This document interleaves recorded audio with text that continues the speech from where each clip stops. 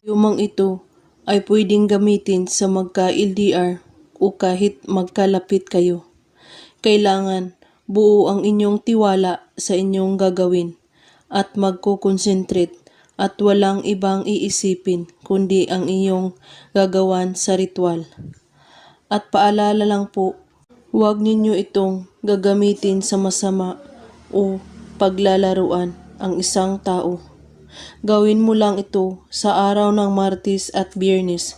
Kahit anong oras at araw ay pwede ninyo itong gawin. Kung ang taong ginawan mo nito ay malapit lamang sa iyo, banggitin ito ng isang beses ng pabulong. Saka umihip ng hangin papunta sa kanya. Amet miti simul. Banggitin ang kanyang pangalan ng 3 beses.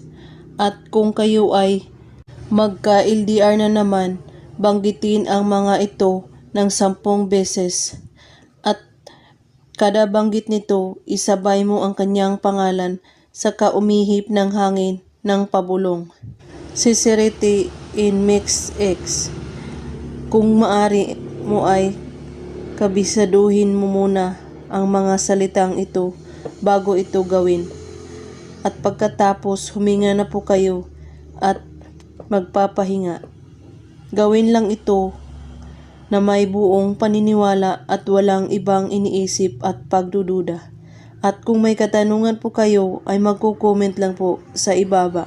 Maraming salamat sa panunood. Maraming salamat sa taga-subaybay sa channel na ito. Mag-ingat po kayong lahat. May God bless us all.